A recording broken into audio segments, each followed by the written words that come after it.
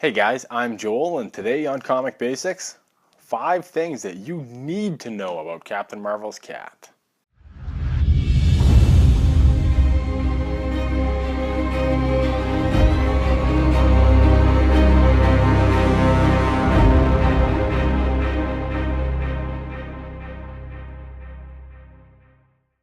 Before we begin, I'm going to ask you to do something for me. I need you to go ahead and hit that subscribe button right below this video, and while you're down there, turn those notifications on.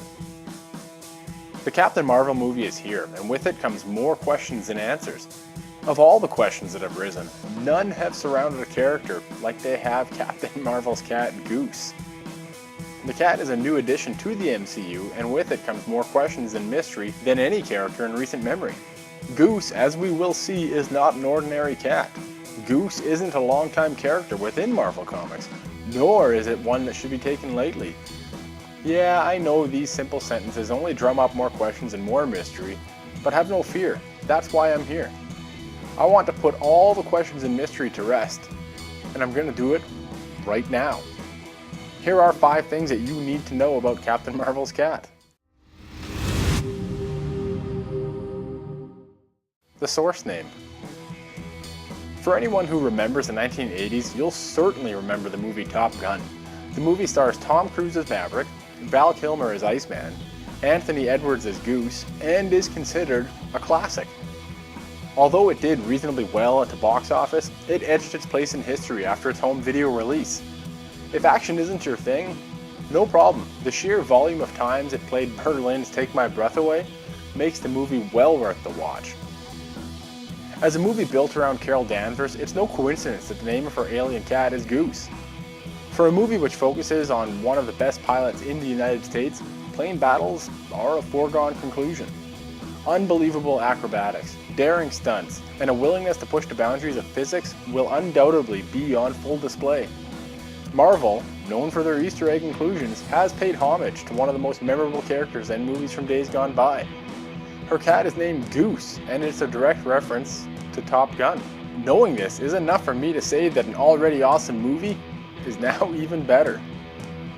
Oh, and spoiler alert, Top Gun's Goose dies in the most epic of ways. What's a flurkin? Of all the things you need to know about Captain Marvel's cat, what the hell is a flurkin? A flurkin is an alien race that looks like cats and lives within the confines of the Marvel Universe. Unlike most Marvel characters, they have a relatively short history. The race first appeared in 2014 during the 8th volume of Captain Marvel. The breed itself, by comic book standards, is a strange one. The flurkins are capable of laying over 100 eggs when breeding and have tentacles that extend from their mouths. Inside the mouths lie tendrils laced with sharp teeth that are capable of eating just about anything. But that's not the strange part. It's thought that the mouths actually house pocket dimensions that allow them to hide things outside of whatever realm they reside in. Stranger still, through their mouths, the creature is capable of dimensional travel. Captain Marvel didn't know she had a flurkin. Flurkins are so unique and well hidden that even Captain Marvel didn't believe that she had one until after Rocket Raccoon told her so. Carol learns of her cat's history while out on a mission to explore the galaxy. While aboard her ship, Rocket tells Carol that her cat is actually a flurkin, and that flurkins are a little more dangerous than the average house pet. Reluctant to believe him, Carol simply sloughs it off. It wouldn't last, however, and she is instantly made a believer after seeing the cat, Chewie in the comic books, lay 117 eggs. What's incredible about the species, over and above everything noted on the last point, is that the eggs have a short hatch cycle. Case in point, just a couple issues after the eggs were laid, all 117 hatched. 4 cats. To play the role of Goose requires a single cat with a unique set of abilities, or multiple cats, each with a unique set of abilities. On screen, Goose is a single cat. Off screen, he is a combination of 4 cats. Each of the cats, Rizzo, Archie, Reggie, and Gonzo, have a different skill set required to bring Goose to life. For example, one of the cats may be responsible to walk in a certain direction, while another needs to be able to rub up against legs on command. Doing this requires that each of the cats be trained to respond to certain visual or audible commands. While it is possible to train one cat to do everything, it's simpler to bring in multiple cats and have them each do something specific. That's what happened with Captain Marvel. And in case you're wondering, not all have their unique look make it into the final cut of the film. With CGI being where it is, special effects artists have superimposed the look of one of the cats, Reggie in case you're wondering, over the other three. Chewie versus Goose. The comic book iteration of the Flurkin is actually named Chewie and not Goose. If you were thinking that this is a direct reference to Star Wars, you'd be correct. Carol is a massive fan of the space opera because, well, who isn't? As such, she named what she thought was a cat Chewie, an obvious tribute to Chewbacca. The movie version does away with the Star Wars references and names the cat Goose. The MCU has made references to Star Wars in the past.